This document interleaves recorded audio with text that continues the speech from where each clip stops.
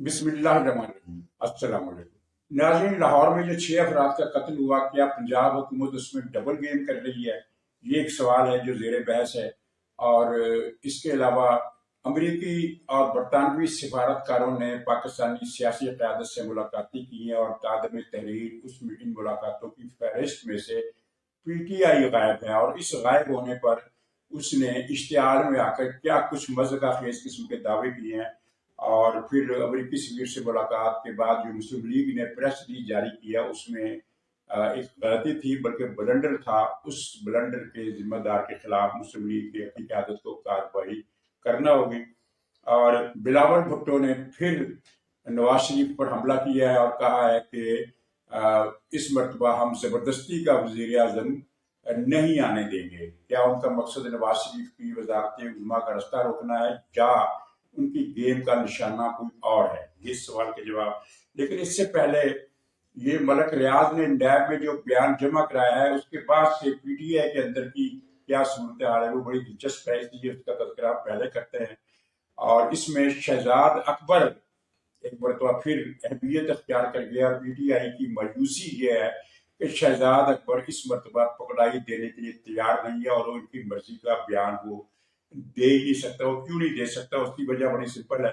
मलक रियाज ने जो बयान जमा कराया है वो 190 मिलियन पाउंड वाले केस में उसने कहा है कि मैंने तो इमरान खान को बिल्कुल नहीं कहा था कि मुझे ये रिश्वत दो। ये रिश्वत उसने खुद ही दी है। रिश्वत का लफ्ज उसने इस्तेमाल नहीं किया अपनी वकील के जरिए जो बयान जमा कराया, लेकिन मफहूम यही है कि अगर ये मैंने कहा था तो इसका सबूत दिया जाए। अब इस बयान का जो पहलू है वो ये है, जो पहला नुकसान इसको इमरान खान को होता है इस बयान से, वो ये है कि मलक रियाज ने ये सारा मुद्दा इमरान खान पर डाल दिया है और खुद बरी होने की कोशिश की है कि मैंने तो रिश्वत नहीं मांगी थी, इमरान खान ने खुद ही रिश्वत दी है। अच्छा, एक नुकसान ये पहुंचा। दूसरा ये है कि अब इमरान खान का ख्याल था, PTI का ख्याल था कि मलक रियाज ने जो ये कहा है कि अगर मैंने कहा है तो इसका सबूत दो, तो इसका सबूत जो है वो है शहजाद अकबर के पास, क्योंकि सारी डील शहजाद अकबर के जरिए डन हुई थी। लेकिन शहजाद अकबर दो वजूहात की बुनियाद पर बयान देने पाकिस्तान नहीं आ सकता, और एक वजह की बुनियाद पर वो वहां से भी बयान जारी नहीं कर सकता। वो क्या है? एक तो है वो पाकिस्तान आएगा तो पकड़ा जाएगा, ये तय है। लेकिन जो दिलचस्प वजह है वो ये है, ये सारी डील शहजाद अकबर के जरिए हुई थी, और शहजाद अकबर ने दिन दहाड़े मलक रियाज से करोड़ों रुपए की रकम रिश्वत में वसूल की थी ये सौदा तय कराने के लिए। उसकी वीडियो भी मौजूद है कि लंदन में वो एक ब्रीफ केस ले रहा है। और ठीक है, ये बात कही जा सकती है कि ये इस बात का क्या सबूत है कि ब्रीफ केस में कागजात थे, नोट नहीं थे, इस तरह की बात। लेकिन जो भी है, लेकिन शहजाद अकबर ने अपना हिस्सा वसूल किया। इस बात की इतला एजेंसियों को भी है, और इस बात की इतला इमरान खान को भी है कि शहजाद अकबर ने अपना हिस्सा वसूल कर लिया है। अब शहजाद अकबर अगर ये बयान देता है आकर कि जनाब हाँ, मलक रियाज ने ही मुझसे रब्ता करके कहा था कि इमरान खान के साथ मेरी डील करा दो, इतने पैसे में दूंगा, जो भी है, तो शहजाद अकबर जवाब नहीं देगा, क्योंकि उसने कोई मामूली रकम मलक रियाज से नहीं ली। उसने भी करोड़ों रुपए के हिसाब से रकम वसूल की, और भारी भरकम रकम वसूल की है। एक ब्रीफ केस पाउंड से भरा हुआ उसने वसूल किया है। इनका एक आखिरी किस्म का सारा था, क्योंकि ये बहुत बड़ा ट्विस्ट है कि जब मलक रियाज एक बयान देता है कि मैंने तो इमरान खान से कुछ भी नहीं कहा था, इमरान खान ने आज खुद रिश्वत दी है, तो इसकी सफाई में इमरान खान की ये जो वाहद सहारा है वो शहजाद अकबर है, और वो शहजाद अकबर पकड़ाई नहीं दे रहा। लेकिन बहरहाल इससे ये राब्तों की खबरें हैं कि शहजाद अकबर से रब्ता किया गया कि खान साहब तो बड़े परेशान हैं, और ज़ाहिर परेशान होना है, क्योंकि अब इस बयान के बाद मलक रियाज वाला केस जो है ये इमरान खान की गर्दन के गिर्द पहले से ज्यादा फिट हो गया। पहले भी फिट था, ये नहीं कि उसमें कोई कमी थी, वो सख्त और बड़ा ठोस केस था, और ठोस केस है। लेकिन मलक रियाज के इसके बयान के बाद इमरान खान की गर्दन के गिर्द जो खिड़की आई हुई है, उसका शिकंजा, उसकी गिरफ्त ज्यादा मजबूत हो गई है। अच्छा, इन्होंने एक और हमाकत वाला काम किया है कि जनाब ये तो रिश्वत वाला केस ही नहीं है, ये तो देखो ट्रस्ट है, और इस ट्रस्ट से इमरान खान को तो 1 रुपए का फायदा नहीं है। तो इमरान खान पर ये इल्जाम किस तरह लग सकता है? कि अब इनको भाइयों को कुछ समझाए कि ट्रस्ट کیا ہوتا ہے کہ سب کو پتا ہے، اور کیس میں بھی یہی لکھا گیا ہے کہ یہ ٹرسٹ کے نام پر رقم وصول کی گئی۔ پہلی بات تو یہ ہے کہ یہ ٹرسٹ کون ہے، یہ عمران خان ہے اور اس کی بیگم ہے، اور کون ٹرسٹ ہے؟ ساری رقم انہیں کے پاس جانی ہے، تو اس میں سے وہ کیسے کہہ سکتے ہیں کہ ہم نے 1 روپے کا مفاد قبول نہیں کیا؟ وہ جو یونیورسٹی کی عمارت بنانی ہے، وہ کیا وہ ان کی جائیداد نہیں ہے؟ کیونکہ ٹرسٹی اور تو کوئی ہے ہی نہیں۔ یا تو ایک ہوتا بورڈ آف ٹرسٹ جس میں بہت سارے لوگ شامل ہوتے ہیں، تو اس میں کوئی ایک آدمی نہیں کہہ سکتا ایک آدمی کے بارے میں کہ یہ اس سے فلانا مفاد حاصل کرے گا۔ لیکن یہ تو ٹرسٹ گھر میں ہے، گھر ہی کو ٹرسٹ بنا دیا، اور ٹرسٹ کو گھر بنا دیا، تو یہاں یہ دستاویزات کیا کام آئیں گی؟ اور سب کو پتا ہے کہ ٹرسٹ میں یہی لکھا ہوتا ہے، ٹرسٹ کی جو ڈاکومنٹیشن ہوتی ہے اس میں یہی لکھا ہوتا ہے کاغذوں میں کہ ٹرسٹ کا چیئرمین ہے یا جو بھی اس کا عہدیدار ہے، یہ اتنی تنخواہ لے گا یا نہیں لے گا، اس کے علاوہ اس کو کوئی مراعات نہیں ملے گی، ٹرسٹ کی املاک میں سے کوئی اس کی ذاتی ملکیت نہیں ہوگی، یہ ٹرسٹ کا پہلے سے اصول ہے، یہ کوئی انکشاف نہیں ہو رہا جس طرح یہ پی ٹی آئی والوں نے ایک نیا بیانیہ کرنے کی کوشش کی ہے۔ بات یہ ہے کہ جب دن برے آئے ہوتے ہیں، جب برے دن آ جاتے ہیں، تو پھر اسی طرح کے موقف گھڑے جاتے ہیں جو لوگوں کے سامنے ایک مزدہ خیز شکل اختیار کر لیتے ہیں۔ یہاں تو بھائی ٹرسٹ آپ خود ہی 2 آدمی ٹرسٹ اور 2 آدمی مالک، قصہ ختم۔ تو یہ دستاویزات جو ہیں یہ ان کی ایک صفر کی ویلیو بھی نہیں ہے، کیونکہ ٹرسٹ میں یہی کچھ ہوتا ہے جو انہوں نے عمران خان نے بیان کیا۔ کیس یہ ٹرسٹ کے اس طرح کا تو کیس ہے ہی نہیں، کیس تو یہ ہے کہ جو ٹرسٹ عمران خان اور اس کی بیگم کی ملکیت ہے یا ان کے پاس ہے، اس کے لیے ملک ریاض سے رشوت لی گئی، اور ملک ریاض سے رشوت لے کر وہ اس کو جو برطانیہ سے پیسہ پاکستان کے خزانے میں آنا تھا، وہ ملک ریاض کے کھاتے میں جو سپریم کورٹ میں کھلا ہوا تھا، جو اس نے جرمانہ ادا کرنا تھا، اس میں جمع کرا دیا گیا تاکہ ملک ریاض کا جرمانہ اتنا کم ہو جائے۔ گویا سرکاری خزانے سے ملک ریاض کو نوازا گیا۔ اور پھر اگر یہ اتنا ہی زیادہ مسئلہ تھا کہ ٹرسٹ تھا، ٹرسٹ میں تو کوئی بے ایمانی نہیں، تو پھر وہ بند لفافے میں کابینہ سے منظوری کیوں لی گئی، اور کابینہ کے وزیروں سے کیوں یہ کہا گیا کہ اس کو کھول کر پڑھنے کی ضرورت نہیں ہے، بس آپ ٹھپا لگاؤ، مٹھا لگاؤ، اور یہی ہوا۔ تو اب یہ عمران خان کے لیے یہ مکافاتی عمل ہے، یا وہی بات کہ جب برے دن آئے ہوں تو ہر طرف سے پھر بری خبریں ملتی ہیں۔ ایک خبر تو ملک ریاض کی طرف سے ملی، دوسری خبر شہزاد اکبر کی طرف سے ملی، دونوں چیزیں عمران خان کے لیے سخت صدمے کا باعث ہیں۔ اور عمران خان کی ذکر آیا تو میں ضمناً یہ پھر کہہ دوں کہ یہ جو کہتے ہیں نا کہ باہر جانے کے لیے تیار نہیں ہوں، میں تو ملک میں مروں گا، ملک میں جیوں گا، اس نے پچھلے ہفتے سے پھر یہ شور مچانا شروع کر دیا ہے کہ میرا یہ پیغام پہنچاؤ اوپر کہ مجھے لندن بھجوا دو، مجھے لندن بھجوا دو۔ اب یہ بھی اس کی ذہنی پسماندگی کی علامت ہے کہ فرض کیجیے اگر فوج اس کو باہر بھجوانے کا فیصلہ کرتی بھی ہے تو وہ اسے سعودی بھجوائے گی، نہ کہ لندن، کیونکہ لندن جا کر تو وہاں اس کا پورا وہ یعنی مافیا بیٹھا ہوا ہے عمران خان کا، جس میں یہودی بھی ہیں، جس میں بی جے پی کے لوگ بھی ہیں، جس میں پی ٹی آئی کے لوگ بھی ہیں، اور وہ ایک طاقتور یعنی خاصی کے پاس دولت بھی ہے اور ایک نیٹ ورک بھی ہے۔ تو عمران خان وہاں بیٹھ کر ہر روز یوٹیوب پر تقریر کیا کرے گا، اور پاکستانی پی ٹی آئی کو ہدایات دیا کرے گا، اور اس مافیا کو، اس سنڈیکیٹ کو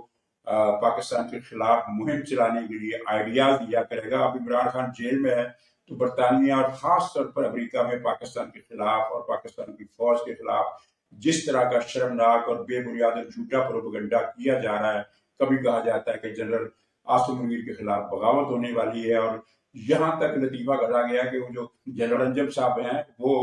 انہوں نے تیاری شروع کر دی ہے چارج سنبھالنے کی، اور ملاقاتیں شروع کر دی ہیں، مختلف لوگوں سے مشورے لینے شروع کر دیے ہیں کہ حافظ عاصم منیر کی چھٹی کے بعد میں آرمی چیف بن سکتا ہوں کہ نہیں بن سکتا۔ بتائیے کہ جو آدمی بغاوت کرتا ہے وہ ایک ایک شعبے میں جا کر لوگوں سے مشورے کرتا ہے۔ خیر یہ تو فضول بات ہوگی، اس طرح کا پروپیگنڈا وہ کر رہے ہیں، اور یہ بھی کہا جا رہا ہے کہ اسرائیل جو کچھ فلسطین میں کر رہا ہے، پاکستان اس سے زیادہ پاکستانی عوام کے ساتھ کر رہا ہے، تو اس طرح کا پروپیگنڈا بھی ہو رہا ہے۔ تو یہ فوج یا اسٹیبلشمنٹ کیا اتنی پاگل انہوں نے سمجھ رکھا ہے کہ وہ عمران خان کو باہر بھیج کر اپنے خلاف پروپیگنڈے کی کمپین چلائے گی؟ وہ اسے اگر بھجوانا چاہے تو وہ سعودی میں بھجوا سکتی ہے جہاں وہ باؤنڈ ہو جائے گا، لیکن مسئلہ یہ ہے کہ نہ تو فوج اسے باہر بھجوانا چاہتی کسی بھی ملک میں، اور نہ ہی سعودی عرب اس شخص کا نام تک سننا پسند کرتا ہے۔ جو بھی بات ہو وہ الگ قصہ کہانی ہے ماضی کی۔ لیکن سعودی عرب عمران خان کا نام لینا پسند نہیں کرتا، اور حالیہ ہفتوں میں انہی ہفتوں میں ایک مرتبہ پھر اور چین اور سعودی عرب نے پاکستان کی قیادت، عسکری قیادت کو یہ واضح کرایا ہے کہ عمران خان کو دوبارہ حکومت میں آنا ہمارے لیے قطعی ناقابل قبول ہوگا، پھر پاکستان کا نام اپنی دوستوں کی فہرست سے کاٹ دیں گے۔ یہ اس پیغامات کا خلاصہ ہے۔ پیغامات کی زبان ڈپلومیٹک ہوتی ہے، اس میں بین السطور کچھ چیزیں بتائی گئی ہوتی ہے، اس طرح کا کرخت لہجہ نہیں ہوتا، لیکن اس کا جو خلاصہ ہوتا ہے وہ یہی ہوتا ہے۔ جس طرح آپ کسی کو کہیں ملاقاتی کو کہ جناب آپ جانا چاہیں تو جا سکتے ہیں، تو اس کا مطلب یہ ڈپلومیٹک زبان ہے، اور یعنی ادب آداب کی زبان ہے، ایٹیکیٹ کی زبان ہے، لیکن اس کا مطلب تو یہی ہوتا ہے کہ بھائی آپ کا ٹائم ملاقات ختم ہوا، اب آپ تشریف لے جائیے۔ تو یہ اس طرح کی صورتحال ہے۔ تو اس طرح کا پروپیگنڈا، اور حالیہ دنوں میں اس نے پھر یہ شور مچانا شروع کر دیا کہ مجھے لندن پہ جاؤ۔ اس سے دو چیزوں کا پتہ چلتا ہے کہ ایک تو اس کا یعنی برداشت کا مادہ جو ہے برداشت سے باہر ہو چکا ہے، اور دوسری بات یہ اس کا ذہن بھی کام نہیں کر رہا، ورنہ کامن سینس کا آدمی بھی یہ سمجھ سکتا ہے کہ مجھے لندن تو بھجوانے کا کوئی سوال ہی پیدا نہیں ہوتا۔ ویسے جو حقیقت ہے وہ صرف اتنی ہے کہ اس کے پیغامات کو وہ لوگ سننے کے لیے تیار نہیں ہیں، وہ لوگ اس کا کسی بھی قسم کا پیغام سننے کے لیے تیار نہیں ہے۔ پچھلے ہفتے اس نے یہ بھی پیغام بھیجا تھا کہ میں قومی مفاہمت کے لیے تیار ہوں، یعنی ایک مرتبہ مجھے باہر تو نکالو، گول میز کانفرنس میں بٹھاؤ۔ اس حد تک ڈیسپریٹ ہو چکا ہے۔ تو اس کا بھی انہوں نے یعنی بات سننی پسند نہیں کی، تو وہاں وہ اس کا نام ہی نہیں سن رہے، یہ یہاں بیٹھے شور بجا رہے ہیں کہ وہ فوج جو ہے وہ اس کو باہر بھجوانے کے لیے مجبور کر رہی ہے۔ تو ناظرین، امریکی سفیر ڈونلڈ بلوم اور برطانوی ہائی کمشنر نے پاکستان کی سیاسی قیادت سے ملاقاتیں کی ہیں۔ امریکی سفیر نے نواز شریف صاحب سے ملاقات کی، جہانگیر ترین سے ملاقات کی، اور پیپلز پارٹی کے یوسف رضا گیلانی سے ملاقات کی۔ اور ظاہر ہے یہ ملاقاتیں امریکی، برطانوی، فرانس، دوسرے ملکوں کے سفیر، سعودی عرب کے سفیر بھی یہ ملاقاتیں کرتے رہتے ہیں، اور ان کے دائرے میں بعض اوقات 3-4 لیڈر ہوتے ہیں، بعض اوقات 10-12 لیڈر ہوتے ہیں، یہ جماعت اسلامی، JUI، MQM، سب کے لوگوں سے وہ ملاقات کرتے ہیں۔ فی الوقت تک ان ملاقاتوں میں PTI کو شامل نہیں کیا ہے، جس پر PTI نے ایک الیکشن کمیشن کے خلاف ایک بیان جاری کیا کہ یہ تو امریکی سفیر مداخلت کر رہا ہے، غیر ملکی سفیر الیکشن میں مداخلت کر رہا ہے، من مرضی کی حکومت لا رہا ہے۔ اگر اس سفیر نے PTI کے لوگوں سے بھی ملاقات کر لی ہوتی یا آج کل میں ملاقات کر لے، تو PTI کا لہجہ کیا ہونا تھا، زبان کیا ہونی تھی، ان کی انفارمیشن پھر یہ ہونی تھی کہ امریکی سفیر عمران خان کو رہا کرانے کے لیے سرگرم ہو گئے، PTI سے بھی ملے ہیں، نواز شریف کو بھی ملاقات میں امریکی سفیر نے کہا ہے کہ نکالو عمران خان کو باہر، رہا کرو اس کو۔ پیپلز پارٹی والوں سے بھی کہا ہے کہ بھی عمران خان کی شمولیت کے بغیر ہم انتخابات کا عمل قبول نہیں کریں گے، اور جہانگیر ترین سے بھی کہا ہے کہ بندے کے پتر بنو اور عمران خان کو جیل سے باہر آنے دو۔ اس طرح کا پروپیگنڈا انہوں نے کرنا تھا، اور یہ اب تک یہی ہوتا رہا ہے۔ جس طرح ایک جھوٹی خبر پھیل گئی تھی کہ اڈیالہ جیل میں امریکی وفد نے، IMF کے وفد نے عمران خان سے ملاقات کی ہے، تو اس دن PTI کے سوشل میڈیا نے یہی پروپیگنڈا کیا تھا کہ دیکھا ہم نہ کہتے تھے کہ امریکہ اس الیکشن کو قبول نہیں کرے گا جس میں عمران خان اندر ہو، اور وہ عمران خان کو باہر لانے کے لیے سرگرم ہو گیا، اور جب وہ نہیں بنتی بات تو پھر کہتے ہیں کہ جناب ہماری تو حکومت کا تختہ ہی امریکہ نے الٹا تھا، اور عمران خان کو ساری سزا ہی اس لیے مل رہی تھی، اس لیے مل رہی ہے کہ اس نے کہا تھا کہ امریکہ پہ غلامی نامنظور۔ مسلم لیگ نے اس ملاقات کے بارے میں جو پریس ریلیز جاری کی ہے اس میں یہ فکرہ تھا کہ امریکی سفیر اور نواز شریف نے، مسلم لیگ کی قیادت نے اس پر یہ عمل ظاہر کیا کہ اب آنے والے دنوں میں الیکشن میں عوام ایک مرتبہ پھر مسلم لیگ نون پر اپنا اعتماد ظاہر کرنے والے ہیں۔ اب کوئی ملک کسی پارٹی کے ساتھ ہو، کتنا بھی ساتھ ہو یا ساتھ نہ ہو،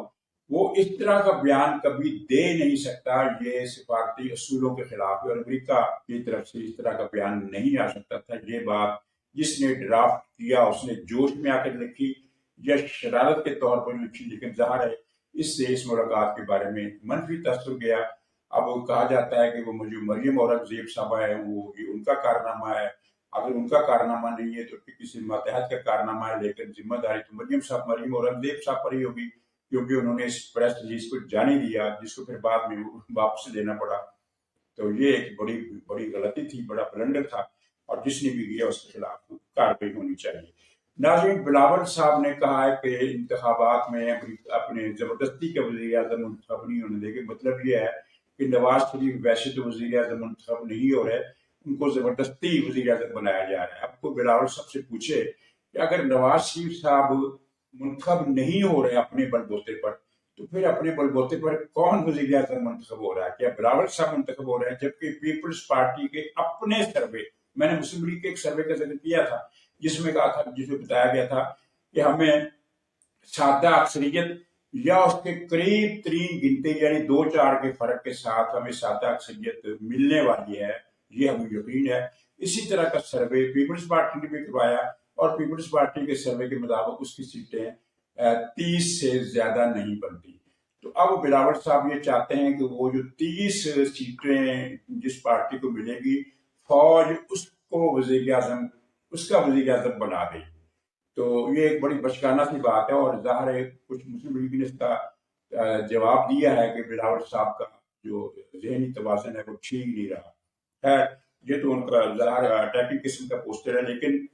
میرا جو خیال ہے پیپلز پارٹی ایک سوچی سمجھی پالیسی کے تحت مسلم لیگ کو ہٹ کرے گی، اس کی خرابیاں ڈھونڈ کر بتائے گی، اور آنے والے دنوں میں اس کا پروپیگنڈا تیز ہوگا۔ تو یہ ایک گیم ہے سوچی سمجھی، جس کا مقصد یہ ہے کہ پی ٹی آئی کے کارکن پیپلز پارٹی والوں کے، خاص طور پر بلاول کے یہ بیانات پڑھیں اور ان کی طبیعت میں کچھ سکون آئے، تسکین خاطر آئے، تاکہ الیکشن کے دن وہ منفی ووٹ پیپلز پارٹی کے حق میں دے سکیں۔ منفی ووٹ سے مراد یہ ہے کہ ہمارا امیدوار تو ہے نہیں، تو اس کو بھی نہیں جیتنا چاہیے جو ہمارا اصل دشمن ہے، اس کو ہرانے کے لیے یہ کام کر دو۔ تو پیپلز پارٹی کو اچھی خاصی امید ہے، اور معمولی امید نہیں، پوری سنجیدگی سے انہوں نے ان کے اجلاسوں میں، جو مرکزی ایگزیکٹو کا ان کا اجلاس ہو، جو بھی ان کی پارٹی کا نام ہوتا وہ ہوتا سینٹرل ایگزیکٹو، اس میں یہ طے ہوا ہے کہ مسلم لیگ نون پر حملے بڑھانے ہیں، تاکہ پی ٹی آئی کا ووٹر جو ہے پنجاب میں خاص طور پر، اور مزید خاص طور پر جنوبی پنجاب میں، وہ پیپلز پارٹی کو ووٹ دے، اس لیے کہ مسلم لیگ کا امیدوار ہار جائے۔ چنانچہ میرا خیال ہے کہ یہ ان کی مہم اگلے دنوں میں زیادہ تیز ہوگی، اور ورنہ پیپلز پارٹی کا اپنا حال یہ ہے کہ بلاول وہاں پختونخوا میں گیا، اور وہاں 2 بڑے لیڈر ان کے نامور ارباب عالمگیر اور ان کی وہ جو آسمہ عالمگیر صاحب ہیں، دونوں یعنی ویل نون اور اچھے خاصے ان کی فوٹے گئے وہاں سیاسی، وہ دونوں پیپلز پارٹی سے استعفیٰ دے گئے، اور یہ بڑا شاک تھا۔ تو پیپلز پارٹی کی اپنی امید 30 سیٹوں کی ہے، وہ پی ٹی آئی کے ووٹروں کی آس لگائے ہوئے ہے کہ پی ٹی آئی کے ووٹر ہمیں ووٹ دے گا، اور وہ دے بھی سکتا ہے، سارے نہیں تو کچھ نہ کچھ لوگ اس کو ووٹ دے دیں گے، اور پیپلز پارٹی کا خیال ہے کہ کچھ نہ کچھ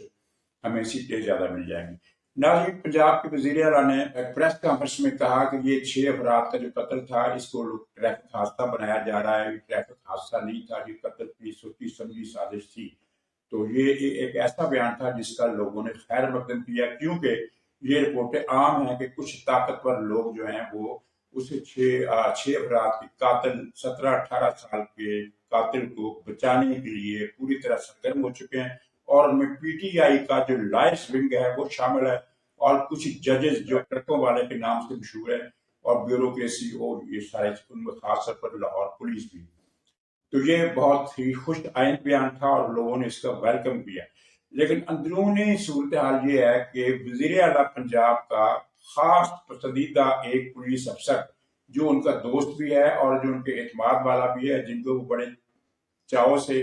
اور احسان کا بدلہ احسان کے طور پر یا دوست نوازی کے طور پر اس کو لاہور میں لگایا، تو وہ ملزم جو ہے اس کو بچانے کی کوششیں کر رہا ہے،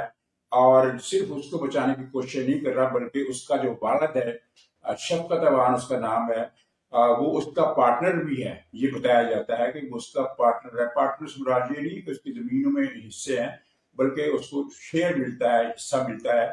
منافع میں سے، آمدنی میں سے، ایک لگی بندی رقم کہہ لیجیے، وظیفہ کہہ لیجیے۔ تو جو شفقت اوان ہے یہ قبضہ گروپ ہے، بہت بڑا قبضہ گروپ،